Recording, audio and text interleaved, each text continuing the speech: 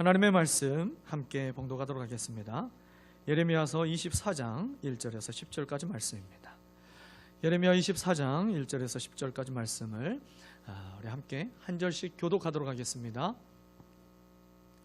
주님께서 나에게 이런 것을 보여주셨다. 내가 보니 주님의 성전 앞에 무화과 광주리 2개가 놓여 있었다. 이것은 바빌로니아 왕 느부갓네살이 여호야김의 아들 유다 왕 여고냐와 유다의 고관들을 비롯하여 기술자들과 대장장이들을 함께 예루살렘에서 포로로 사로잡아 바빌로니아로 데려간 뒤에 있었던 일이다. 그런데 한 광주리에는 만물 무화과처럼 아주 좋은 무화과가 담겨 있었고, 다른 한 광주리에는 너무 나빠서 먹을 수도 없는 아주 나쁜 무화과가 담겨 있었다. 그때 주님께서 나에게 물으셨다. 예레미야야, 내가 무엇을 보느냐? 내가 대답하였다. 무화과입니다. 좋은 무화과는 아주 좋고 나쁜 무화과는 아주 나빠서 먹을 수가 없습니다. 그러자 주님께서 나에게 이렇게 일러주셨다. 나 주 이스라엘의 하나님이 말한다. 내가 이곳에서 바빌로니아 사람의 땅으로 내쫓은 유다의 포로들을 이 좋은 무화과처럼 잘 돌보아 주겠다. 내가 그들을 지켜보면서 잘 되게 하고 다시 이 땅으로 데려오겠다. 내가 그들을 세우고 헐지 않겠으며 내가 그들을 심고 뽑지 않겠다. 이제는 내가 그들에게 나를 그들의 주로 알아볼 수 있는 마음을 주겠다. 그러면 그들이 온전한 마음으로 나에게 돌아와서 나의 백성이 되고 나는 그들의 하나님이 될 것이다. 그러나 유다 왕 시드기야와 그의 대신들을 비롯하여 예루살렘에 남은 사람들과 이 땅에 남은 사람들과 이집트 땅으로 간 사람들은 아주 나빠서 먹을 수가 없는 나쁜 무화과처럼 만들어 버리겠다. 나 주가 분명히 말한다. 내가 그들을 세계 만국으로 흩어놓아 혐오의 대상이 되게 하겠다. 그러면 내가 쫓아보낸 그 모든 곳에서 그들이 수치와 조롱을 당하고 비웃음과 저주를 받게 될 것이다.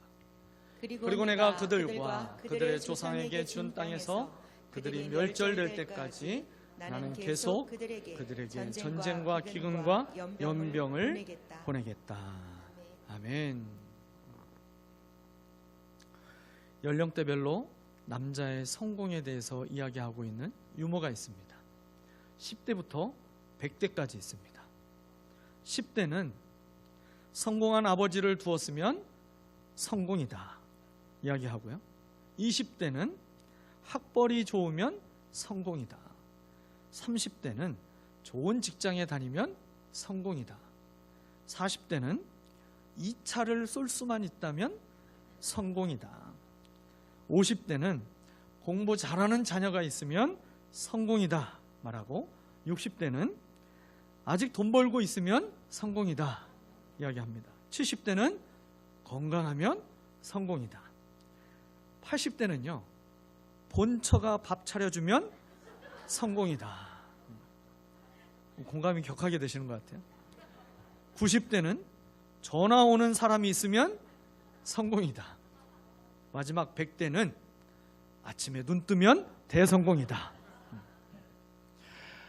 여러분, 모든 시대와 연령대를 초월해서 진정한 성공은 우리가 마음을 다해서 하나님을 예배하는 것인 줄 믿습니다.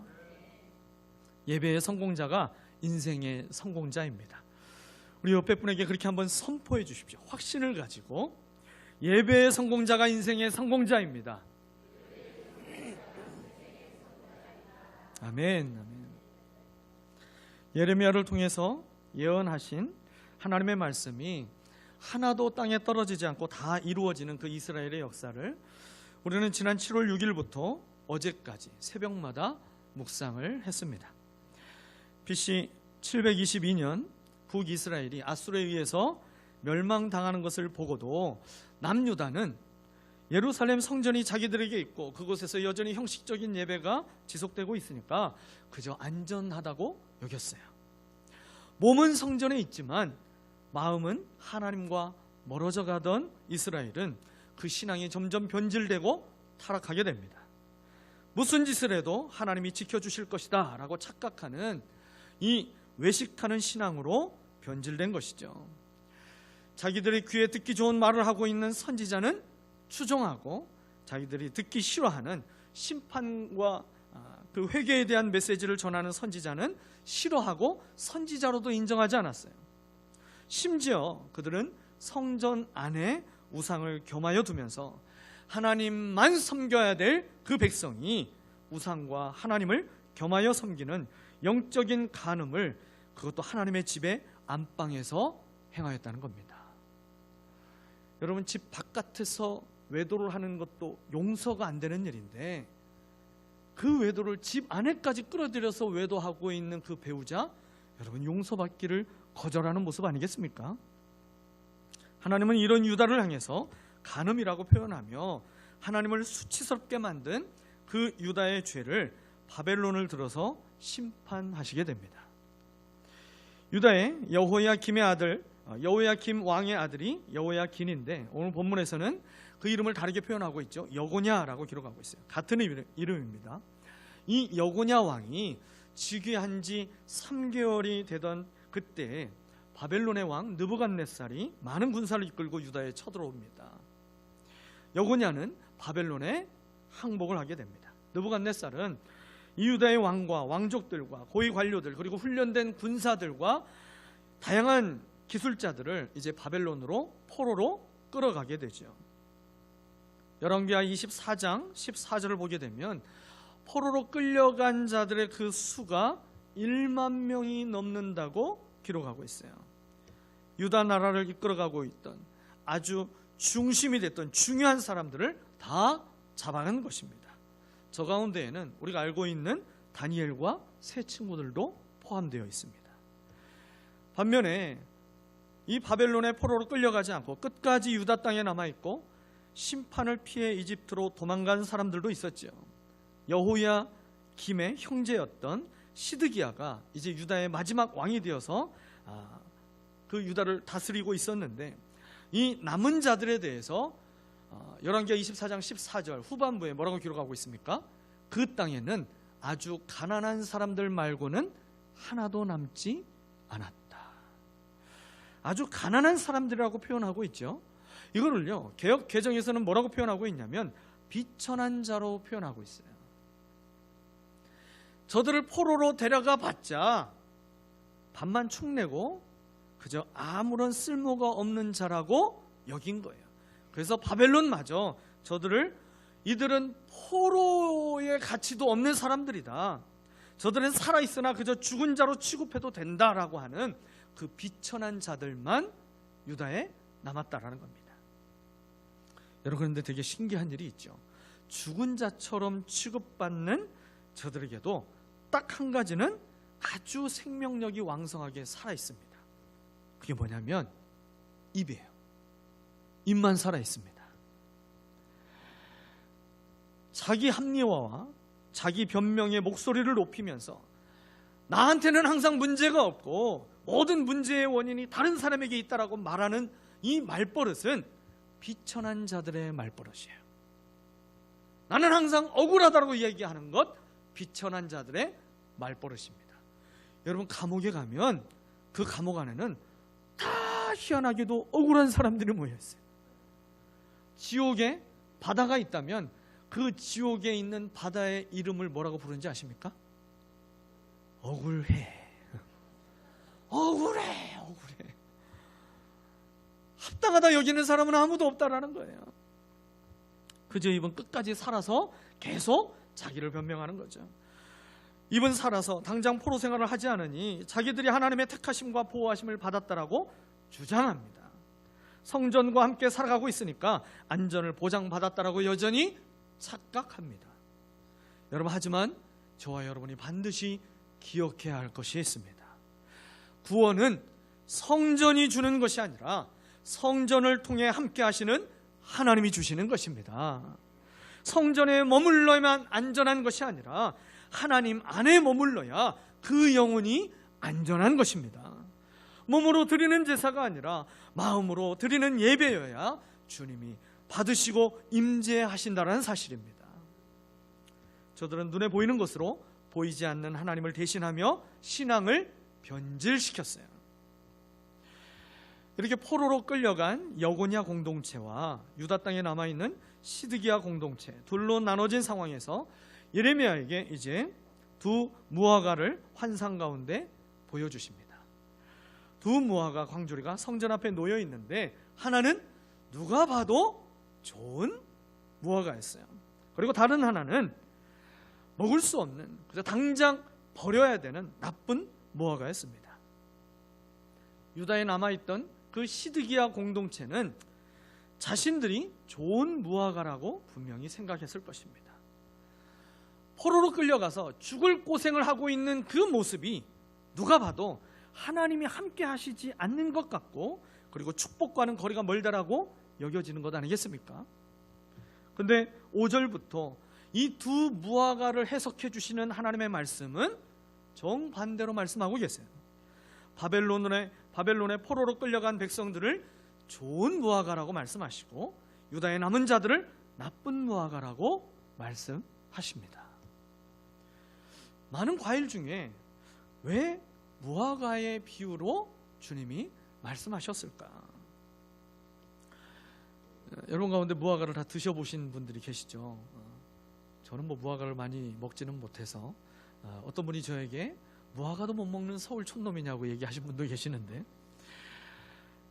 여러분도 잘 아시듯이 무화과는 금방 상하는 과일 중에 하나예요. 제가 설교를 준비하면서 오늘 설교의 제목이 두 무화과잖아요. 그래서 무화과 2개를 따왔어요. 그 주변에서 무화과 2개를 따가지고 제 책상에다가 계속 놔두고 무화과를 바라보며 설교를 묵상했어요. 그런데 잘 익은 무화과를 제가 따와서 책상 앞에 딱 놔뒀는데, 하루만 지나니까 금방 물러지기 시작하면서 변질되기 시작하더라고요. 이 변질되는 속도가 다른 과일보다 확실히 빠르게 진행되는 과일이 무화과입니다. 이 무화과는 참 효능이 여러 가지로 좋은 아주 유익한 과일이기도 하죠. 항암에도 좋고 위장약으로도 쓰이고 단백질을 분해하는 소화제로도 쓰입니다. 그래서 고기 많이 먹어서 힘들어 하시는 분은 그 고기를 소화하는 소화제로 이 무화과로 드시면 돼요. 그리고 소염 진통제의 효능도 있고 피로 해소와 폐 기관지에도 좋은 과일이 바로 무화과입니다. 이렇게 유익한 무화과처럼 하나님이 만드신 아주 귀하고 아주 훌륭한 백성인데, 그들이 하나님과 관계가 단절되고 우상을 숭배하며 신앙이 병들게 되면 도저히 눈뜨고 볼 수 없는, 미련 없이 버려야 할 악한 백성이 된다는 것을 이 무화과를 통해서 상징적으로 보여주고 있는 것입니다. 두 무화과의 결말도 아주 극명하게 다르게 됩니다. 좋은 무화과로 말씀하신 포로로 끌려간 여고냐 공동체는 하나님께서 그들을 돌보아 주시고, 그리고 다시 이 땅으로 인도하여서 모든 것을 회복시켜 주시고 하나님과의 관계가 회복될 것이라고 하는 약속을 그들에게 주십니다. 반면에 남아있는 그 시드기야와 그 비천한 백성들은 썩은 무화과를 아낌없이 버리듯이 조금도 아까워하지 않고 그들을 버리시겠다라고 하고 완전한 멸망을 받게 될 것이다 라고 선언을 하십니다. 오늘 이 두 무화과를 통해서 저와 여러분을 향한 하나님의 뜻을 분명하게 발견하는 오늘 예배가 되시기를 예수 그리스도의 이름으로 축복합니다. 근데 한 가지 먼저 해결하고 넘어가야 할 질문이 있죠. 과거 이스라엘 나라와 민족에게 일어났던 일이 도대체 오늘 우리와 무슨 관계가 있기 때문에 이 말씀 앞에 우리를 세우실까라는 질문이에요. 여러분, 본문의 말씀이 오늘을 사는 우리에게 필요한 이유는 이것입니다. 하나님은 이스라엘만의 하나님이 아니라 이스라엘을 통해서 모든 나라와 민족의 하나님이 되심을 성경이 가르쳐주고 있기 때문입니다. 다시 말하면 하나님은 이스라엘만의 왕이 아니라 만왕의 왕이 되시기 때문입니다. 또 역사의 주관자가 오직 하나님 한 분이시고 지금도 그 사실은 변함이 없기 때문입니다. 또한 지금도 하나님의 나라와 사탄이 지배하는 세상과 여전히 충돌하기 때문이고, 우리의 마음에서 끊임없이 죄의 법과 성령의 법이 충돌하며 여러분 영적 전쟁이 날마다 반복되며 일어나고 있기 때문입니다.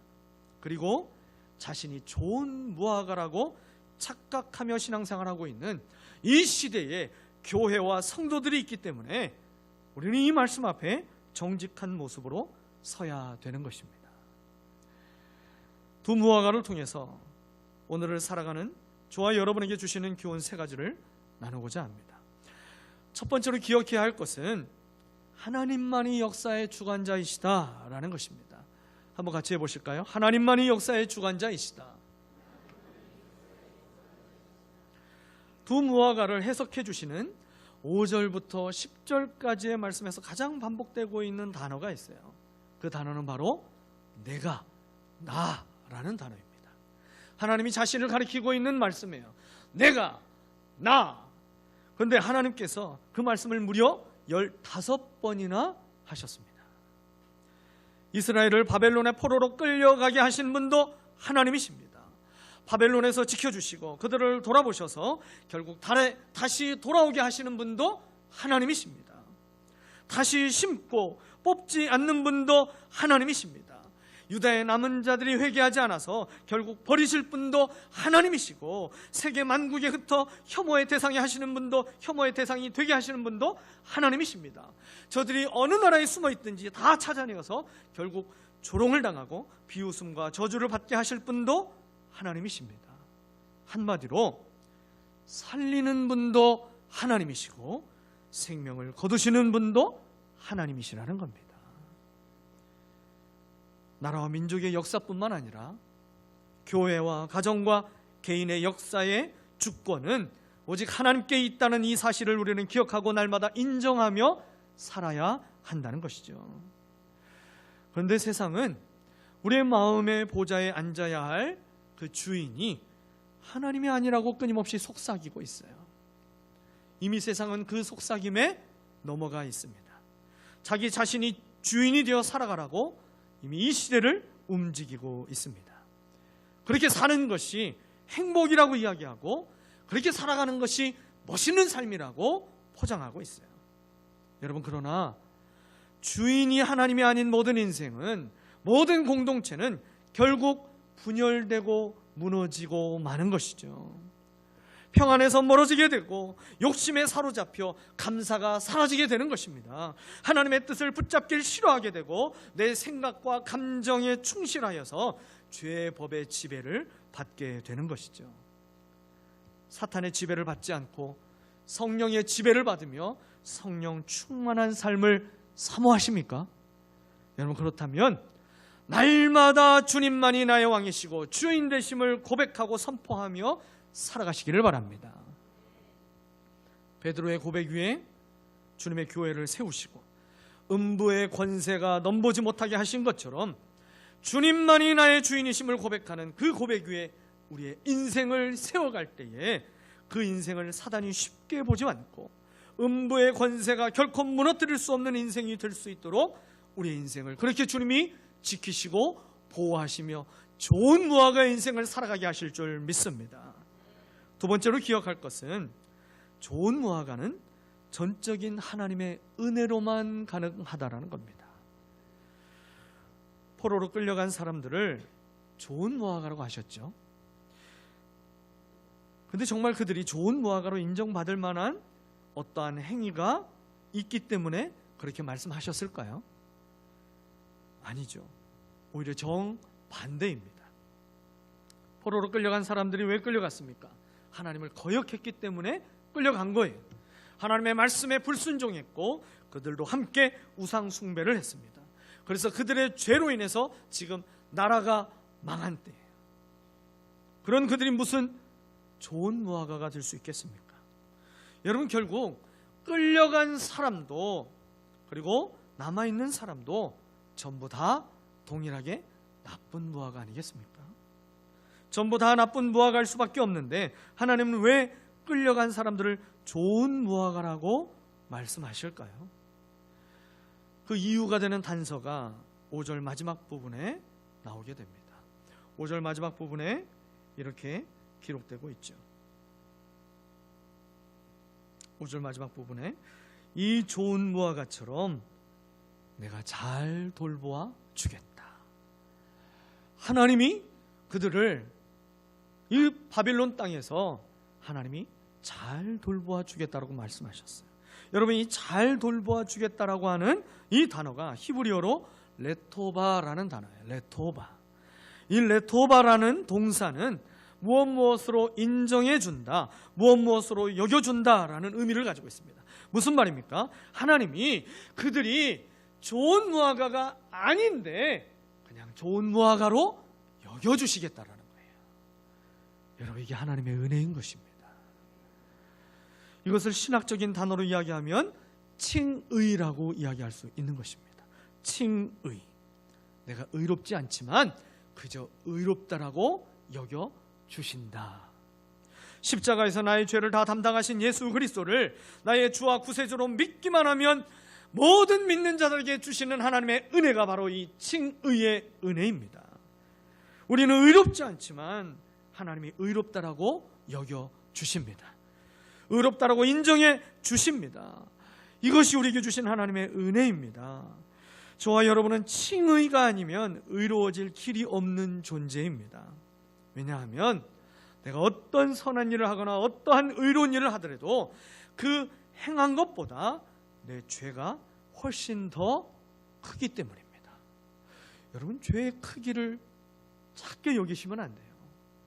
예수 그리스도를 통해서 해결받지 않았던 모든 죄의 크기는 우리가 어떤 선한 일을 하거나 의로운 일을 하더라도 그 모든 것을 다 합친 것보다도 훨씬 더 큰 것이 죄의 크기입니다.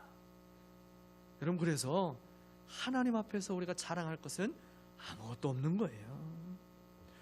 근데 우리는 내가 뭘 잘했으니까 하나님이 좀 잘해 주시겠지, 내가 이만큼 뭔가 하면 하나님께서도 무언가 나를 생각하여 해 주시겠지, 그래서 기브 앤 테이크로 하나님과 자꾸만 거래하려고 하는 마음이 우리의 마음에서 일어나고 있는 건 아니겠습니까?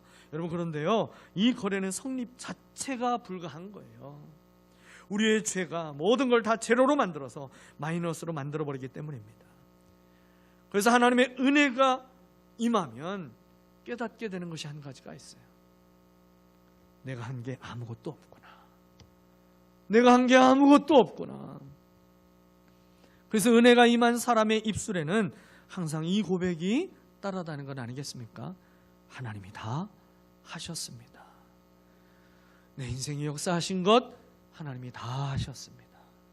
우리 가정의 역사하신 것, 하나님이 우리의 사업장의 직장의 역사하신 것, 우리의 학교와 캠퍼스의 역사하신 것, 하나님 이 나라의 민족의 역사하신 것 다 하나님이 하셨습니다.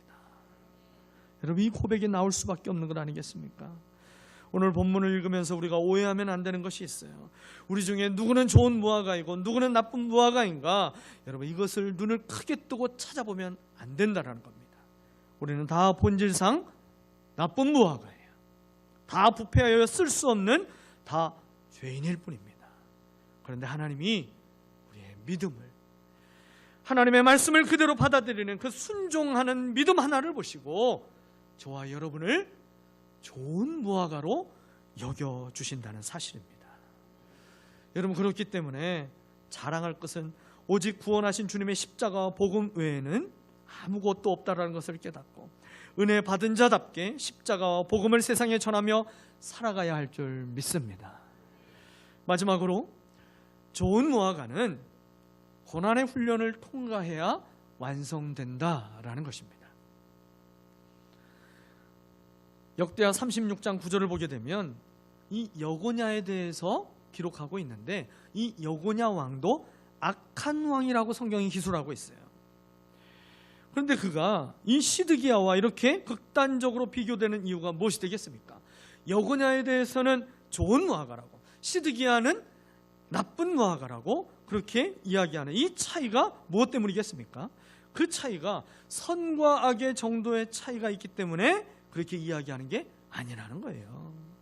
예레미야가 이 계시의 말씀을 들었을 때에 여고냐와 그 사로잡혀간, 포로로 끌려간 사람들은 이미 하나님의 그 연단의 불로 지금 조금씩 그 안에서 정결해지고 있는 훈련의 과정을 거치고 있었다는 것입니다. 그들의 그 모든 교만이 꺾어지고 있고 그 마음이 하나님께로 점점 돌아서는 연단의 과정을 겪고 있기 때문에 하나님이 그렇게 말씀하신 것이죠. 남아있는 시드기야와 다른 사람들은, 그 비천한 사람들은 여전히 죄악 가운데 그 마음의 강팍한 대로 계속 죄를 지으며 살아가고 있기 때문에 좋은 무화과와 나쁜 무화과로 그렇게 분명하게 나눠지게 된 것입니다. 여러분, 이런 점에서 우리의 인생에 하나님의 징계와 연단을 받는다라고 하는 것, 여러분, 이것은 축복이라고 말할 수 있는 것입니다. 그것은 좋은 무화과로 지금 내가 인정받는 과정에 있다라는 것을 의미하기 때문입니다. 이 연단의 과정을 지나가야만 그들 안에 하나님이 주시는 마음을 담을 수 있는 그릇이 완성되기 때문이죠. 오늘 본문 7절은 이렇게 말씀합니다. 제가 다시 한번 읽어드리겠어요. 이제는 내가 그들에게 나를 그들의 주로 알아볼 수 있는 마음을 주겠다. 그러면 그들이 온전한 마음으로 나에게 돌아와서 나의 백성이 되고 나는 그들의 하나님이 될 것이다. 죄로 가득한 그 부패된 마음으로는 하나님의 나라를 다시 회복할 수 없습니다. 하나님을 주인으로 왕으로 알아보는 그 영적인 안목이 닫혀 있는 것이죠. 오직 우리의 마음을 새롭게 함으로 변화를 받아야만 하나님의 선하시고 기뻐하시고 온전하신 뜻을 분별하며 지킬 수 있게 되는 것입니다.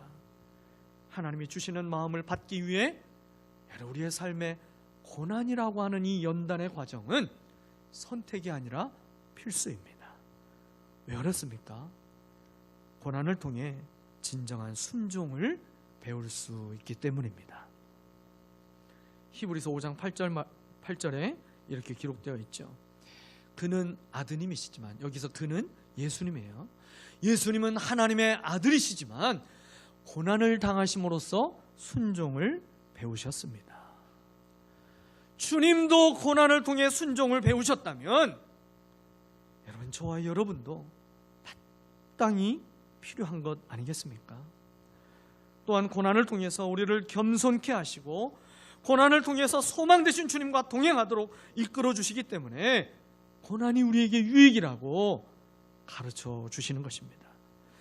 고난을 통해 여호와 하나님만이 주가 되심을 알게 하는 마음을 품고 이제는 형식이 아닌 온전한 마음으로 하나님께 돌아가는 백성이 되듯, 오늘 저와 여러분이 그렇게 온전한 마음으로 여호와께 돌아가서 우리의 삶의 자리를 날마다 예배의 자리로 바꿔가는 그 예배자의 삶을 살아가야 할 줄 믿습니다.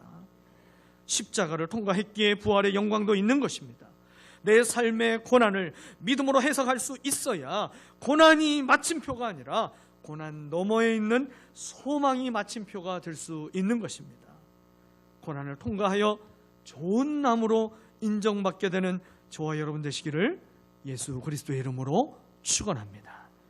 로마서 5장 3절과 4절 말씀을 개역 개정으로 다 같이 읽고 말씀을 마치도록 하겠습니다. 함께 같이 읽겠습니다. 다만 이뿐 아니라 우리가 환난 중에도 즐거워하나니 이는 환난은 인내는 연단을, 연단은 소망을 이루는 줄 알미로다. 아멘. 기도하겠습니다. 하나님 아버지, 감사합니다. 주님, 고난이 올 때마다 불평하며 하나님을 원망하였던 하나님, 우리의 믿음 없음과 연약함을 주여 긍휼히 여겨 주옵소서. 이제 하나님, 모든 고난과 연단을 통하여 우리에게 온전히 하나님을 향한 마음으로 회복하게 하시고 하나님의 나라를 이 땅에 아름답게 이루어가며 살아갈 수 있도록 하나님의 주권이 회복되어 하나님, 주님께서 우리에게 회복하게 하시는 모든 회복을 경험하게 하실 줄 믿습니다. 주님, 이제 우리의 입술을 통하여 하나님의 주인 되심을 고백하며 선포하는 인생이 되게 하여 주옵소서. 우리의 가정이 그 고백이 살아있게 하시고 우리가 살아가는 모든 삶의 자리에서 하나님 이 고백을 선포하는 믿음의 백성들 되게 하여 주옵소서. 하나님, 무엇보다도 우리의 연약함의 문제를 가지고 아버지 하나님여 말할 수 없는 탄식으로 우리를 위하여 기도하시는 성령 하나님의 은혜를 기억하며 하나님, 우리를 좋은 무화과로 여겨주시는 그 하나님의 은혜 앞에 우리가 날마다 하나님 감사함으로 자원하여 주님의 뜻을 붙잡게 하시고 하나님이 이끄시는 그 삶의 자리가 포로로 끌려가는 자리라 할지라도 하나님, 우리가 순종하며 주님이 원하시는 그 삶의 자리로 기꺼이 나아가는 믿음 있는 백성들 되게 하여 주옵소서. 그래서 하나님 우리에게 주시는 참된 평안을 날마다 누리는 하나님의 백성들 되도록 축복하여 주시옵소서. 예수 그리스도의 이름으로 감사하며 기도하옵나이다. 아멘.